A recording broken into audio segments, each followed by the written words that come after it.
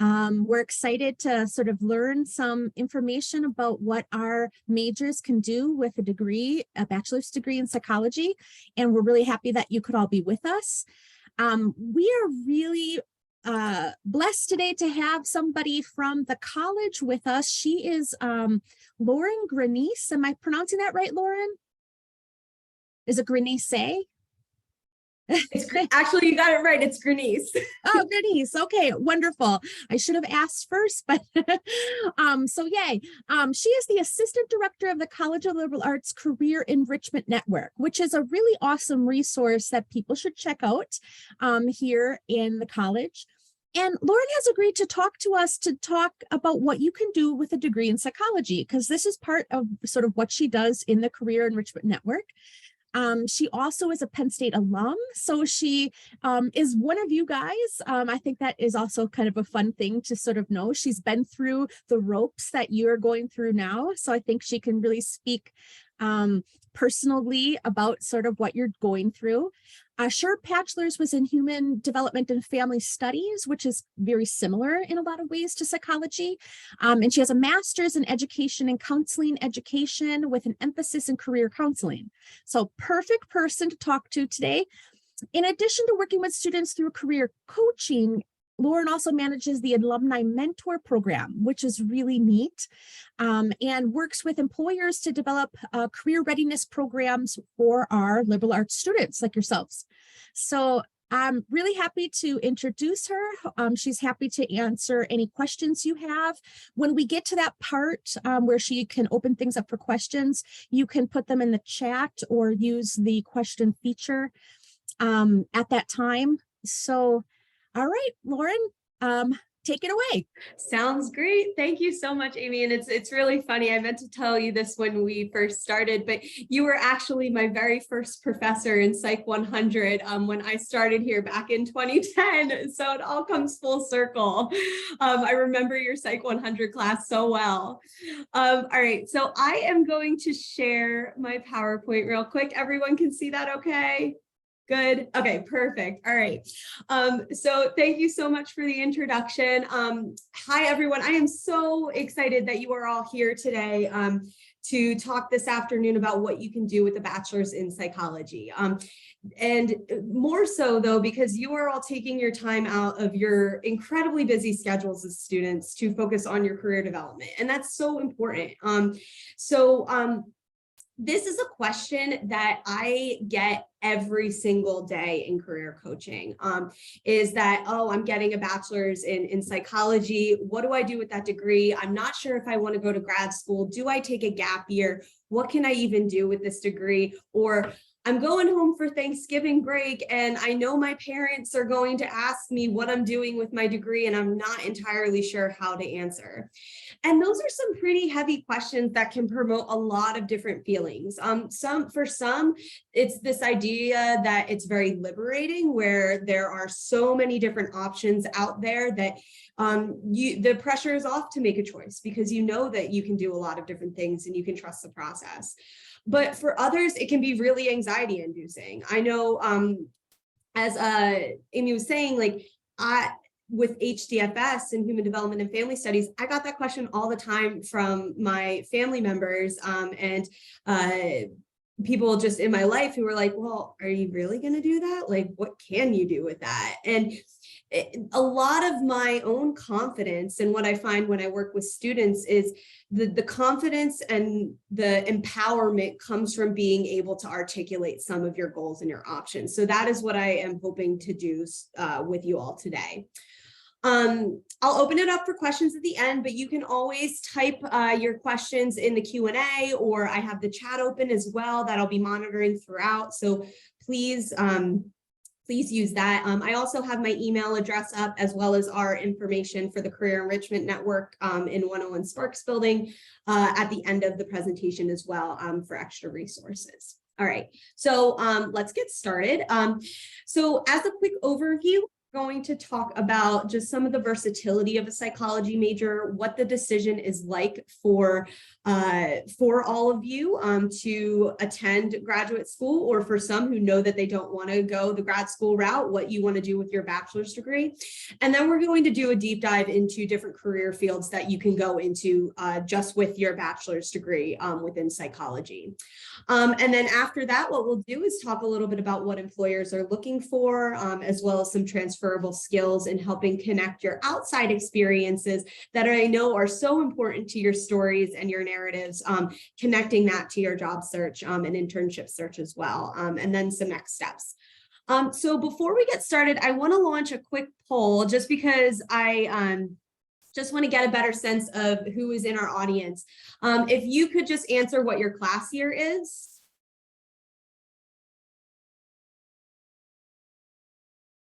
Okay. So majority of juniors and seniors, some first year students and sophomores. Okay, so we have a pretty wide representation. I love it. That's awesome. Okay, good. Thank you. That just gives me an idea of how I want to be tailoring some of the different language that I use today to talk with you all. All right, so let's see.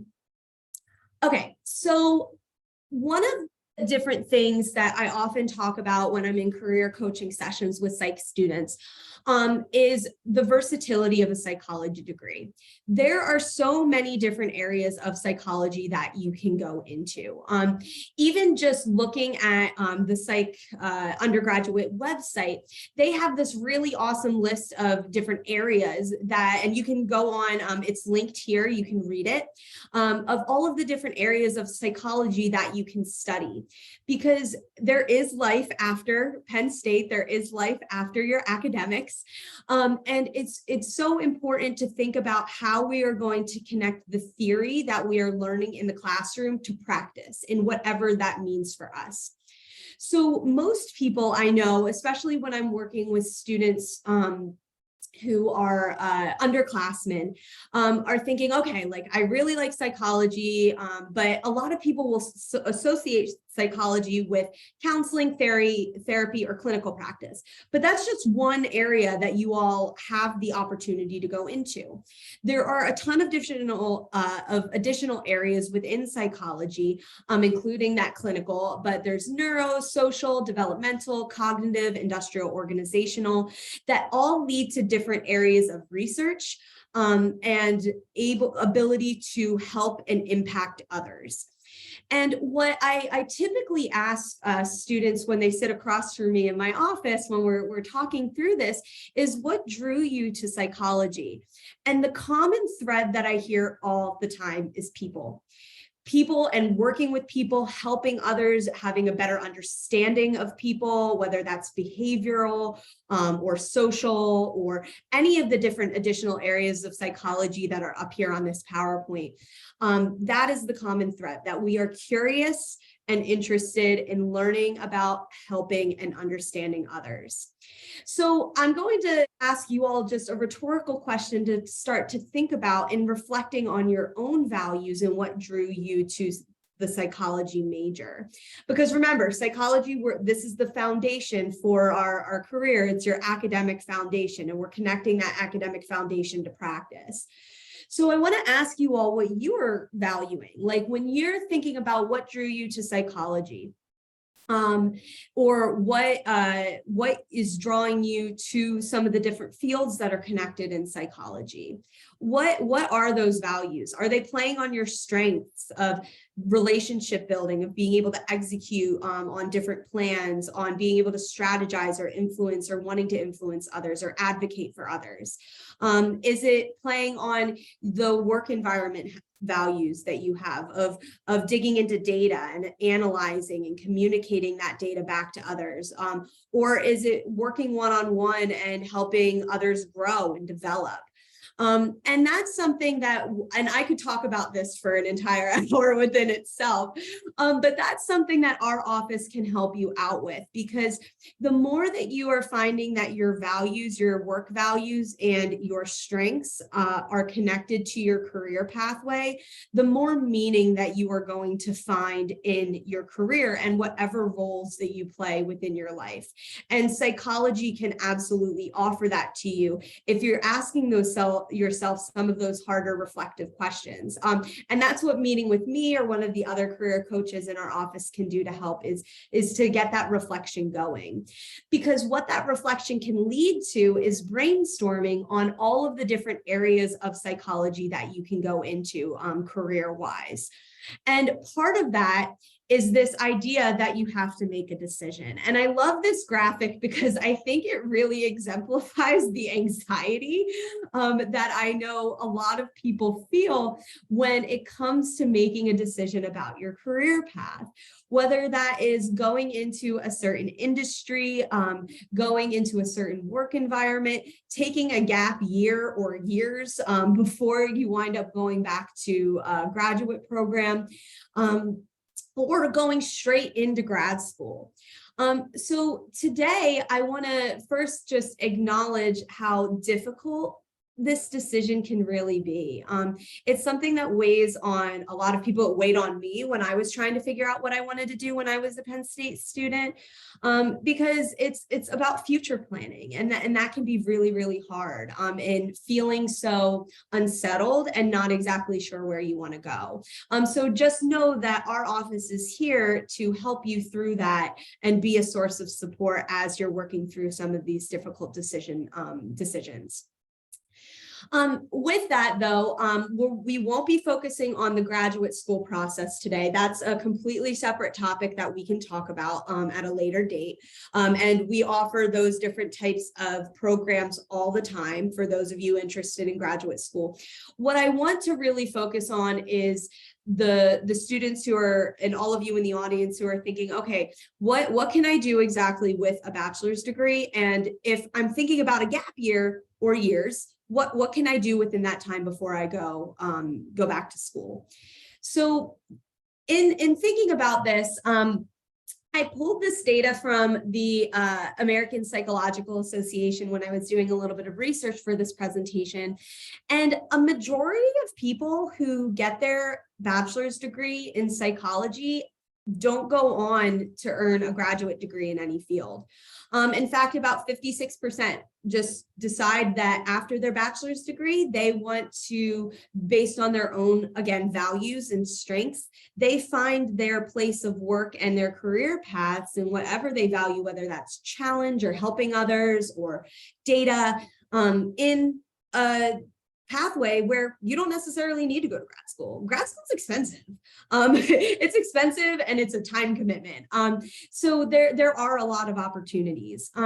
There are also only about 14% of psychology undergrads that go on to earn a degree specifically in psychology, and 30% of graduates that earn degrees in differing fields, whether that be business, other types of helping professions, whether that be going on into human resources or a different type of field altogether, education, leadership. There's a lot of different options out there. And to break this down even further, you can see here, and this is from 2017 from the APA, that about 94% of people 24 or younger, so it's a big group, only have their bachelor's degree within psychology. As we get older, as you go up in the ages, on this column here, you can see that 70% of students who graduated with a bachelor's degree in psychology just decided to stop at that bachelor's degree and did not go on for further education. And as you go through all of the ages, it gets up to the 50 percentile and then kind of hovers there for a little while. But about this data is that it's also representative that it is very normal to not go to school right after you graduate from undergrad. I am talking more and more and more with students every single day about taking a gap year just because they're not sure. Because remember, graduate school is a time commitment and it's a financial commitment. And those are two really big things to take into consideration when it comes to your own work and life values. So know that you won't be, if you decide to work for a couple years and then eventually decide go back and get your bachelor's degree, or sorry, your master's degree or further later on, you're not going to be the odd person out in the classroom. There are going to be a lot of other older or adult learners who are there right along with you. It's a very normal process to go through. So diving more into the bachelor's degree side of things, and again, coming back to our core of why we choose psychology, because of that interest in understanding and helping others and the impact we want to make on others. There are 5 different career paths that are very common that bachelor's of psychology students wind up going into after graduation.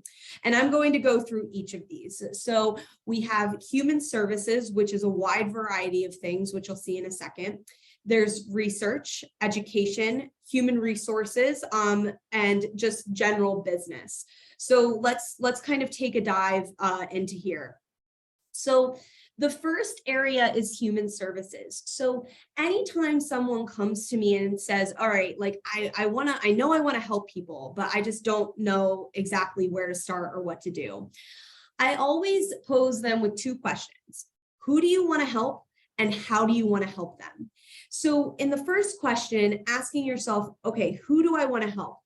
That could be a specific age range of people. Maybe you're interested in early childhood, or maybe you're interested in adolescence, emerging adulthood, working with adults, or working with older adults in the aging process. Maybe you are interested in a specific identity and working with people that fall under a specific identity.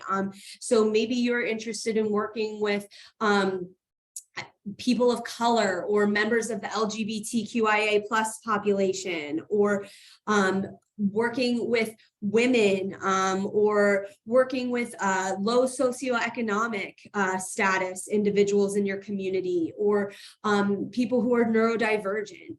So asking yourself, okay, who do I want to help? Who am I drawn to?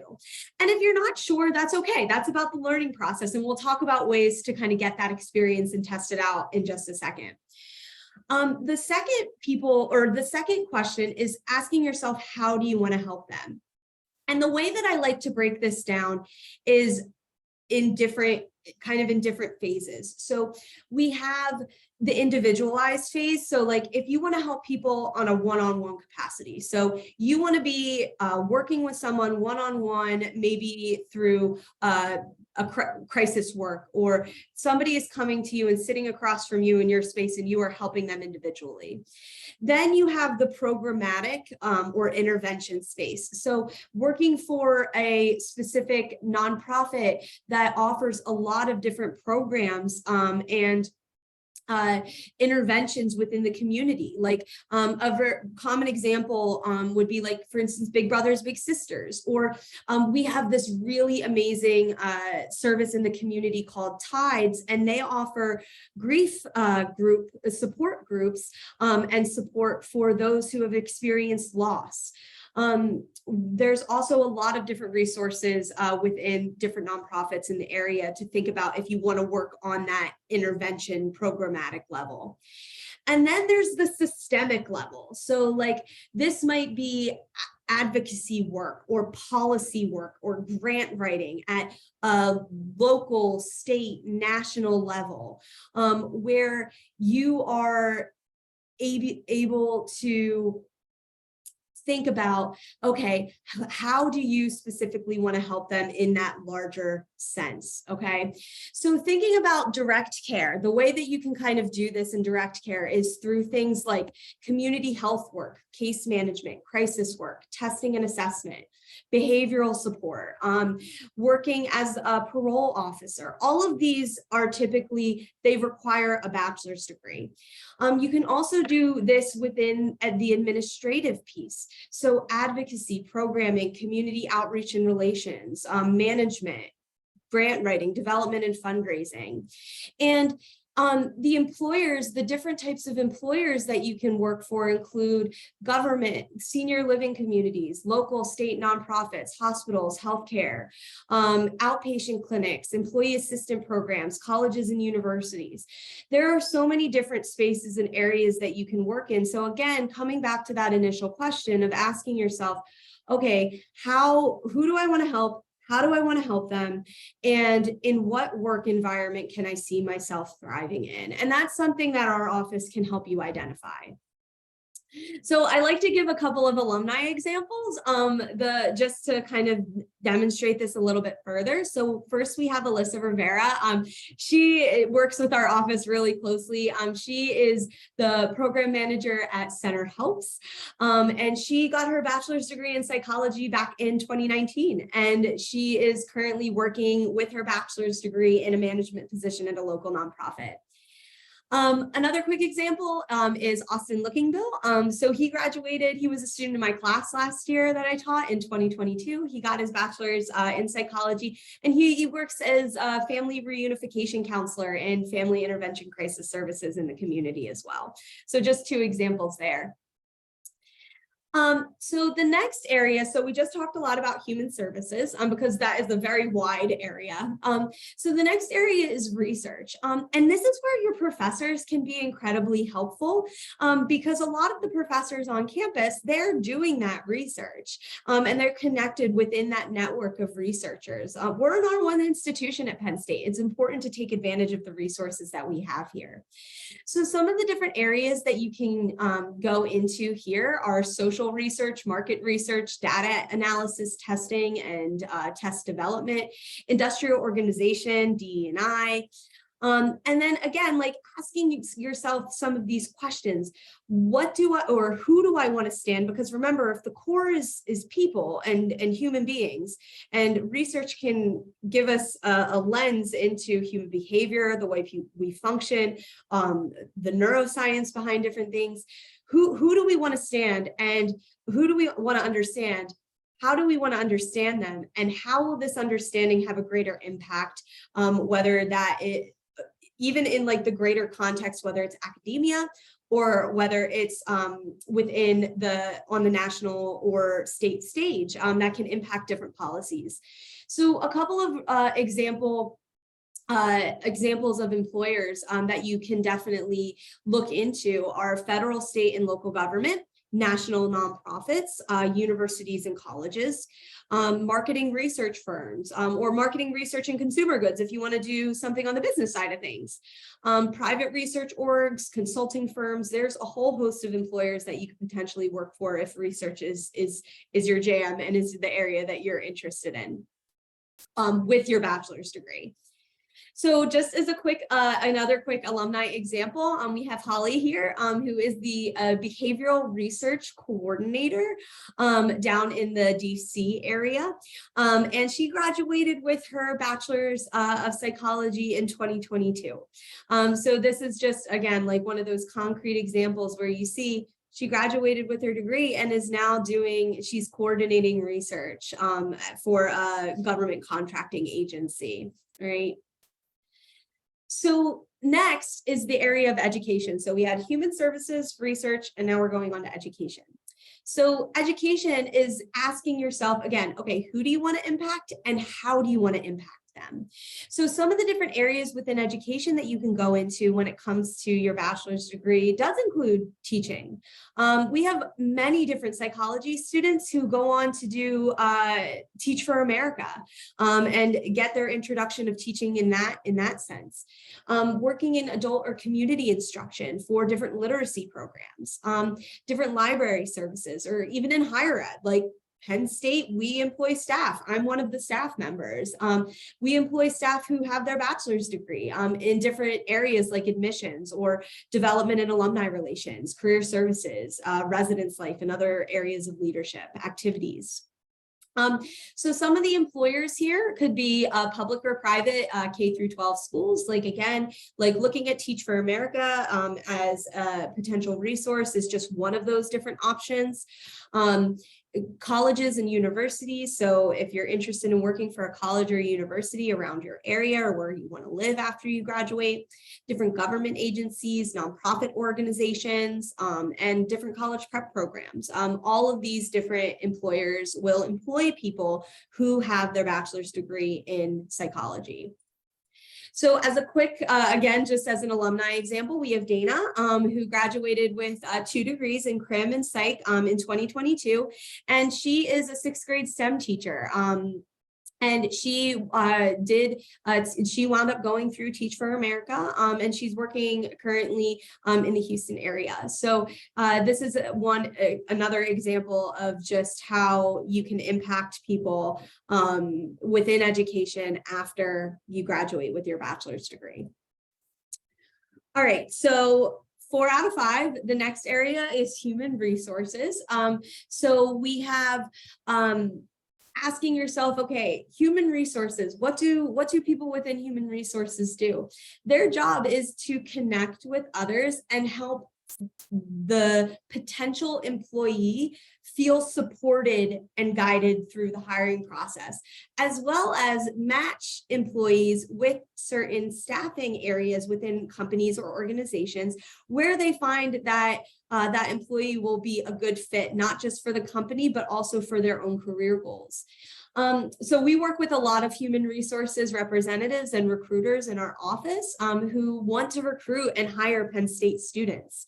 There are areas within HR of employment and recruitment, there's selection, labor relations, you can work in compensation and benefits, organizational development, a lot of different options within HR, staffing, and the different types of employers that you could potentially work for would be maybe a for-profit company.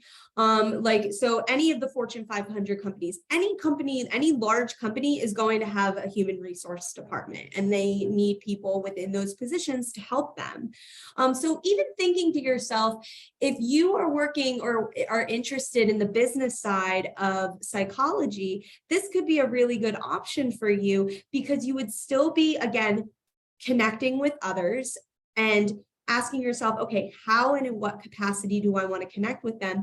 But then you have another option of asking yourself, okay, well, where do I want to work? What type of company do I want to work for? What type of company do I want to represent? Is there a company that I'm drawn to? It could be any type of industry.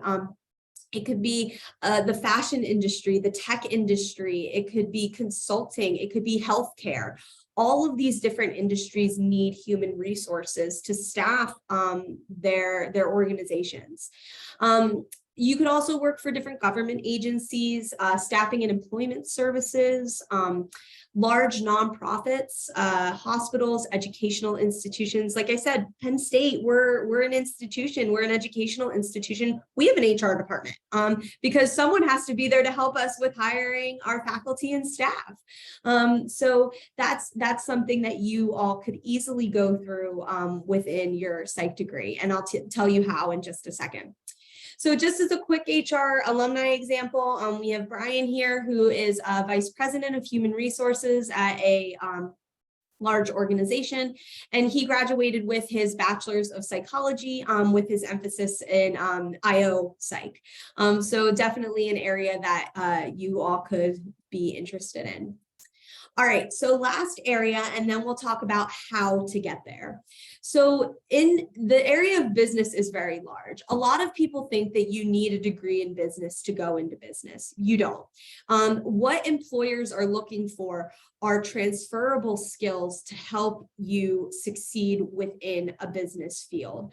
And that could be sales, customer service, marketing, public relations, advertising. You could work in for potential employers like manufacturers or retail stores, financial institutions. I know that in the past, a student that I've worked with in the past, she was an adult learner here at Penn State. She had worked her entire life through in retail stores and decided to go back to get her bachelor's in psychology.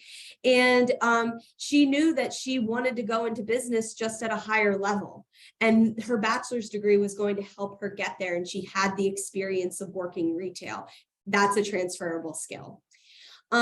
You can also work at real estate companies, large businesses, nonprofits. Again, like asking yourself what type of organization you want to work for and what type of organization connects with your own values and what you're looking for in an employer. And so like when it comes to business, like asking yourself, okay, how do you want to innovate? How do you want to be creative?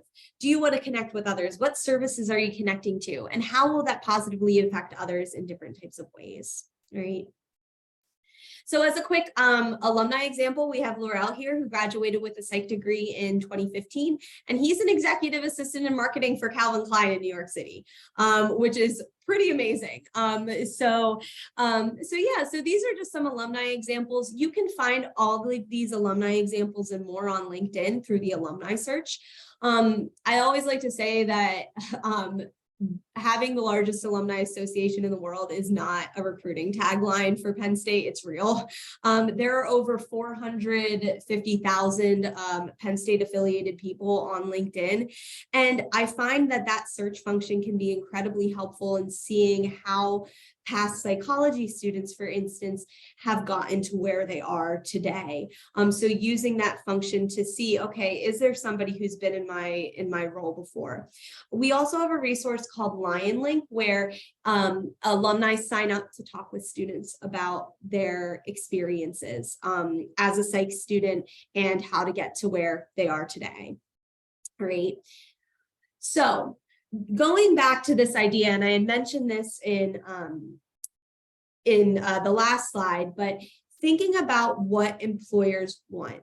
So the National Association of Colleges Employers every single year puts out a survey to employers across the United States. So this is US centric, so keep that in mind, of what employers are looking for in potential employees coming right out of undergrad.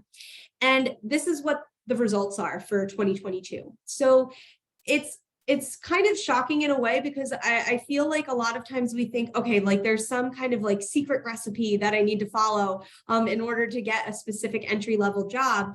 But no, like really what they're looking for are these transferable skills. They're looking for problem solving, analytical abilities, teamwork, communications, work ethic, technical skills, leadership. They can teach you the policies, procedures, and even some of the different technical computer programs that you might need on the job. They can't teach somebody to have integrity or to take initiative within their positions. And these are the different types of skills that in an interview you are going to be asked about.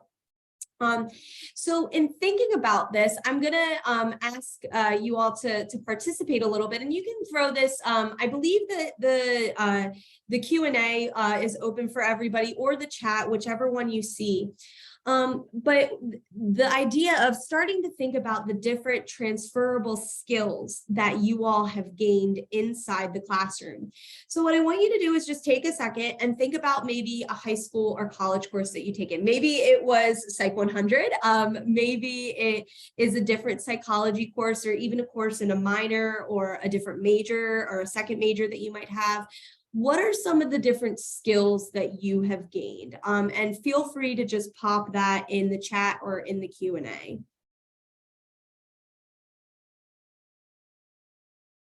I know there are 46 of you out there, so. Yes, Charmaine, thank you. So writing skills from Psych 301W, Absolutely. Oh my gosh, Psych 301W teaches you so much about analysis and synthesizing and writing and communicating well. Awesome. Thank you so much.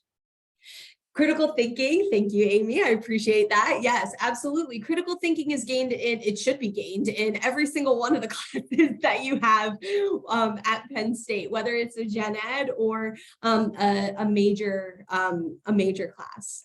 All right, how about one more? Okay, here we have a couple coming in. Positive social skills, Claudia, I love that. I think that that's incredible. Like even just the networking potential in your classes. Communication skills from speech communication, advocating for yourself, good. Working in a team, a good and a bad one. We have all been there with not so great group projects. So I appreciate that. How to learn and different study skills. Absolutely. There's going to be a learning curve to every single job that you have because it's a new environment that you're going to be in. So those learning and study skills won't go away after your formal education. Interpersonal skills in Psych 105, awesome. And communicating and collaborating ideas. Thank you, Travis. Absolutely. Writing and interviewing skills in Social 455, awesome. And making policy briefs soon. That's awesome, Allie. I love that you put that in there because those are examples of how you can take specific projects and put them on your resume and describe them in an interview. Social skills, leadership skills. Oh, I love this. Thank you. This is awesome. Problem solving skills. Great. And all of these you're getting just from being a liberal arts student and a student within psychology, which is pretty amazing. So now what I want you all to think about is your out of classroom experiences. Because a lot of times we think that our major has to equal our career path. And I hope that the first part of this presentation has kind of debunked that myth, where employers aren't looking for a specific major. A majority of employers are not looking for you to have a specific major title. Rather, they are looking for specific skill sets that you gain in your classes, as well as outside the classes. So some of the different things, especially for so some of the different things that you can do, especially for those who are in your first, second, third year, even in your senior year, just trying to get some more experience, getting involved in a research lab on campus. So connecting to professors that you've had in class and seeing if they themselves or they have colleagues who are looking for undergraduate research assistants. Volunteer work. As I mentioned before, we have a ton of really amazing community resources downtown and within the State College community, as well as on campus. It could be through something that's really popular like Thon, but it could be doing hotline counseling for Center Helps or Center Safe. It could be volunteering for the State College Food Bank. It could be helping run grief support groups through Tides. Those are all experiences that you can gain just through volunteer work that are going to, again, help you apply the theory that you learn within your psychology classes to practice in what you want your work to look like outside of the classroom. There are also formal internships. So this can be done at whether it's nonprofits or again, like any of the different businesses that you might be interested in, depending on which one of those slides at the beginning you connect with. Part-time jobs. So whether it's something like retail and working in customer service, oh my gosh, the amount of patience and empathy that you have to have for others who, if you're working in customer service, is astounding. Being able to communicate clearly if you're working in a restaurant. Any of those different part-time jobs, being able to show up and demonstrate work ethic, it can be incredibly helpful in gaining transferable skills. In addition, there are a lot of different part-time jobs on campus that you can gain too. So say people who was looking at that human services slide at the beginning and you're like, okay, like I think that one of these things or something that I'm really interested in. asking yourself again, who do you want to help? How do you want to help them? And how can you get in front of somebody one-on-one? We have peer advisors, we have peer success coaches within the college that you can apply to those different types of positions and help your peers in a mentorship capacity. And those different types of part-time jobs are incredibly meaningful. Education abroad. So this directly relates into the idea of gaining global fluency, putting yourself outside of your comfort zone, being adaptable and flexible. One of those skills that employers are looking for on that NACE slide that I showed you. Those types of education abroad experiences, whether it's an embedded course that is a course with a travel component, or whether it is a Maymester or summer course or a full semester, full year course, all of those courses are going to really challenge you and things that you can talk about in an interview to an employer. And then last but not least, I know a lot of you are involved in different student orgs and leadership.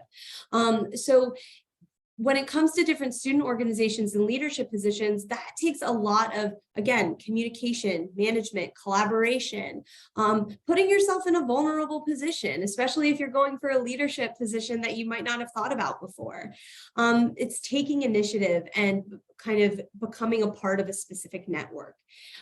So thinking about ways that you can test out your interests is incredibly important. And I always like to give this example. So when I was a student in HDFS, I thought for the longest time that I wanted to work with kids.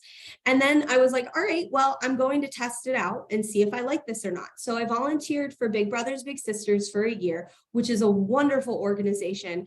But it also taught me that I did not want to work with kids during my 9-to-5 job during the week. But I was really interested in working with more of the emerging adulthood population, or late adolescents and adults. So even though that experience wasn't fruitful for me in telling me that this is exactly the route that I want to go down, I want to work with children in some capacity, figuring out what I didn't want to do was helping me figure out what I wanted to do.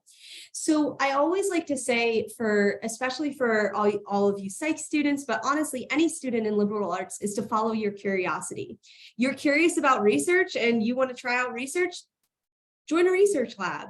If you're curious and you are thinking, okay, I think I might want to go into mental health counseling in some capacity, but I'm not sure if I want to do it, volunteer as a crisis counselor. If you are thinking that you want to go into nonprofit work or leadership in some capacity or management, join a student org that centers around that.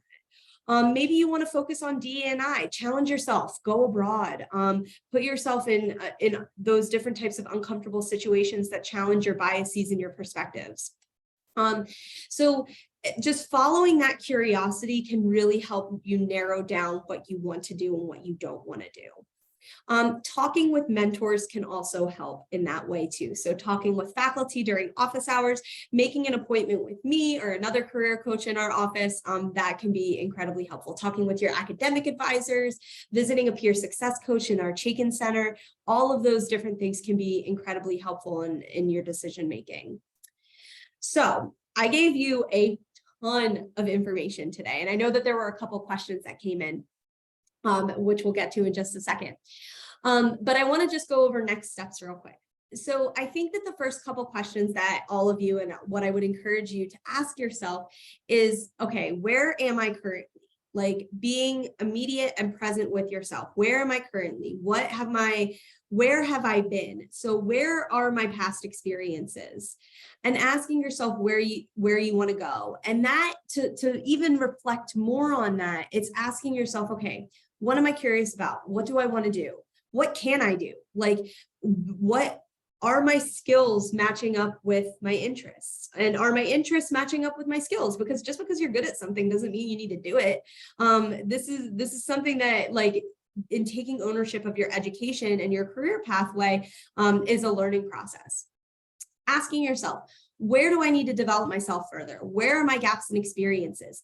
If you're curious about human resources, for instance, thinking about, okay, like what types of internships are there within human resources or within recruiting or a staffing agency that I could help with? Can I get a part-time job on campus, like working at reviewing resumes or cover letters at career services through their peer career assistant program? Those are the types of questions, and like asking yourself what those gaps are in your experiences and how you can fill those gaps. And what type of job do you want after graduation? So if you're not sure if you want to go to grad school, that's okay. Take a gap year or years. If you are pretty sure that you don't want to go to grad school after graduation, that's great, because I mean, you're in the majority. Remember, 56% of students who get their bachelor's in psych don't go on to grad school, and they have meaningful career pathways. So talking to a career coach about your interests and navigating Nittany Lion Careers, which is our kind of Penn State university-wide management system that has different job opportunities, a bunch of different resources, internship opportunities posted, ways to connect with employers and events, that can be incredibly helpful too. So if you scan this QR code here, it'll take you directly to our website where you can see how to make an appointment. You can navigate Nittany Lion Careers, see a couple of the other resources that we offer to help you kind of gain that type of awareness and really help you figure out like what do you want to do with your bachelor's in psychology. And that goes for a Bachelor of Science or a Bachelor of Arts degree, either one. We can help out with any, all, and in between. So, all right, so I'm gonna open it up for questions. I think I have a couple that came in, and oh my gosh, thank you to everyone. So Amy, Judith, Pamela, and Dustin for answering questions as they were coming in as I was talking. I appreciate it. Okay, so the first question is how to think about environment impacts the individual. So I think that this is a really interesting question. When it comes to different work environments, there are a lot of different things to take into consideration about where you thrive versus where you might just be surviving. And work environments where you thrive, again, are connected to your core values. So if you value work-life balance, like working for an employer that offers appropriate amount of vacation time and sick time for you to be able to spend time with family or friends after work could be really important. Or if you work for an organization that values growth, thinking about like, okay, how am I going to be challenged? Also thinking about your own communication styles. So do you like to be micromanaged? Do you like to be macromanaged? What type of support do you want from a potential supervisor? And I know a lot of students have had part-time jobs where they're thinking about, okay, well, like I've had this horrible supervisor experience before. This is what I know I don't want in a supervisor. Or I had this amazing work experience and this is what I know I want in a supervisor and what I want in my colleagues. So it really just depends on your own values. And for the person who asked that question, that's something that, again, our office can really help you out with. We offer values assessments. So that's something that I love to do and love to talk about, where we can talk through your different values and what you're looking for a work environment and how it connects to what you make meaning out of in your career. So I hope that helps. All right, so I answered that one. Okay, yeah, Billy, you asked if I could go over the areas of work for education again. So let me just stop my share so I don't make people dizzy and go back to my PowerPoint. And so just for everyone here, this info session has been recorded. I provided all of the slides to the wonderful team here who organized this so they can send it out to you afterwards. So you'll have all this information on hand. Here we go. Okay, so here are the different related career fields. So you have the human services, research, education, human resources, and business. And these aren't the only areas. These are just the most common areas that we see students who are getting their bachelor's degree in psychology go into right after graduation. Like business could mean a whole host of different things. It could be, again, technology, healthcare, nonprofit work, fundraising. It could be financial. There's a ton of different things within the business area that you can do that they can teach you on the job. All right, so I'll stop my share real quick. So my screen just went black for some reason. Okay.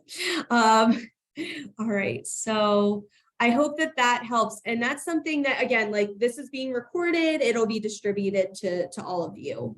So I hope that helps, Billy. All right, so, okay. So another question that just came in. So what can I do if I'm graduating and I want to be in the business or industrial organizational area, but I don't have much experience? Could I shop around and look for opportunities? I also have aspirations to go to law school. This is an excellent question. I get this question all the time. So I'm going to touch on the law school piece first, and then we'll talk about looking at different opportunities. So the law school piece, law school is always going to be there. Much like graduate programs, law school is not going anywhere. If you talk to, I highly recommend, if you haven't talked to Kathy Guerin, she is the pre-law advisor for the university, to make an appointment with her or go to one of her info sessions. You can just search pre-law Penn State and her website will come up, host of amazing resources. Law schools are mainly interested, and this is what I've heard from her, in LSAT scores and doing really, really well in your classwork. You can go into law within any type of major because lawyers are needed for everything. They're needed for a lot of the different, like if we're thinking about like, okay, helping people, law is another way that you could do that in advocating or representing others or different organizations or companies or corporate law. So with law school, if you're interested in law school, check out Kathy, check out Kathy Guerin at the university and her pre-law website. And if you don't know how to get there, just email me and I can direct you to go there. The second piece, or actually the first piece of your question that came up, is if you don't have much experience, is shopping around and looking for opportunities. A lot of times I find that students often sell themselves short because it's kind of awkward to talk about ourselves in a really empowering and confident way at first, because we feel like we're being arrogant or cocky or what have you. So oftentimes a student will come to me and say like, well, I just don't have any experience. And I mean, a lot of times though, that's not true, because you have had a part-time job, or you're in a student org, or you are you've done research, or you volunteered somewhere. So those are a lot of the different areas that, going back to those transferable skills that I talked about. And let me click on my PowerPoint again. So these are the different areas that we're going to want to highlight on your resume. Now, if you, during your time at Penn State, if you're a graduating senior and haven't gotten involved in any of these different types of ways, and you were just focused primarily on your coursework, there are definitely ways for you to highlight some of the different projects and papers that you've written within your classes on your resume, and tying them to the job that you are applying for. So just know that that is always an option too. And if you're not exactly sure how to do that, that's where I come in. That's where the career coaches in my office come in, where you can make an appointment with anyone in the Career Enrichment Network or at Career Services, or visit us during drop-in, and we can talk to you about how to format your resume and how to describe your experiences on your resume in a strength-based way. When it comes to shopping around and looking for opportunities, one thing that is becoming more and more and more common is internships after graduation. This is something that I'm seeing more and more, because a lot of times, like, I mean, we feel like even though it's not true, because your first job is never going to be your last job. or very, very, very rarely it might be. But you're not making a lifetime decision, even though it feels that way. It's just an immediate decision for after graduation for your first job. But at the same time, that can be incredibly scary to people. And so doing an internship and knowing that it's a 3-month long commitment can be really helpful instead. Or like if you feel like you don't have a lot of experience, but you have a part-time job, you could continue to work your part-time job and volunteer in order to get some experience in the meantime, to build up your resume, or taking certification classes through LinkedIn Learning. If you're missing something through your educational curriculum, there's a lot of different answers to that. So I hope that helps, but know that you can always make an appointment, and we can talk through specific situations there. Okay, so next question. So do you know if ending up getting employment with a university, if that betters your chances of being accepted by that school for grad school, or even gives you financial benefits? So being accepted by that grad school, I would say no, because it really depends on the applicant pool and what graduate program you're applying to. So I know that, for instance, like working at Penn State, I would not expect, if I applied to a master's or a PhD program, just because I work at Penn State, there would be no guarantee that I would get in.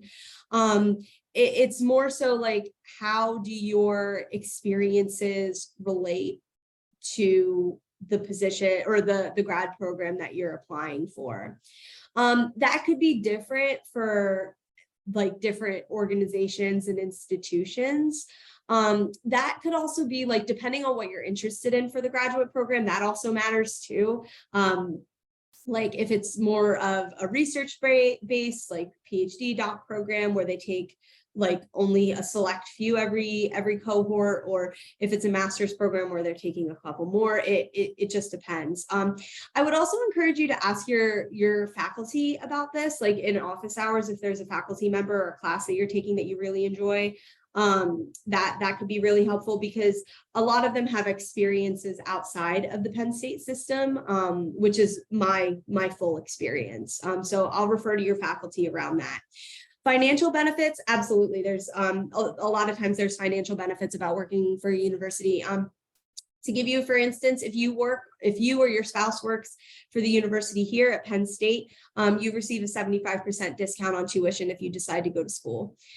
So that can be really helpful. I also know I have a friend who works at the University of Vermont, where with the University of Vermont, she was able to go into her master's program and get that fully covered and fully paid for while she was working.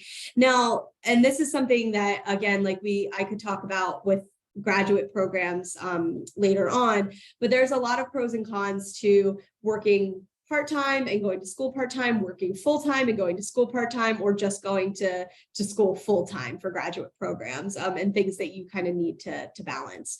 So I hope, Melvin, that gives you a starting point in thinking about some different things.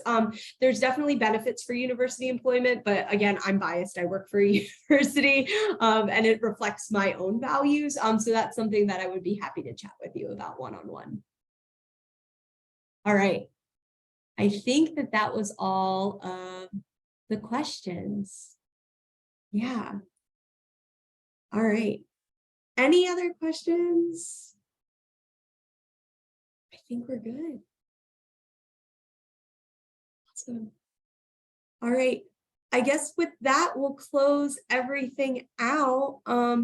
If any of you need anything, let me, my email address, I'll put up on the screen just one more time. Let me share it. Here it is, and here's the QR code once again for our office, linking to that and Nittany Lion Careers. This presentation has been recorded. So that's something that the team here will be able to distribute afterwards, as well as the PowerPoint. I have full permission, please distribute the PowerPoint. Awesome. All right. Thank you all. I hope you have an absolutely wonderful, safe, happy weekend, enjoying the fall weather and Halloween. But otherwise, I'll see you all soon, hopefully. All right. Bye, everyone.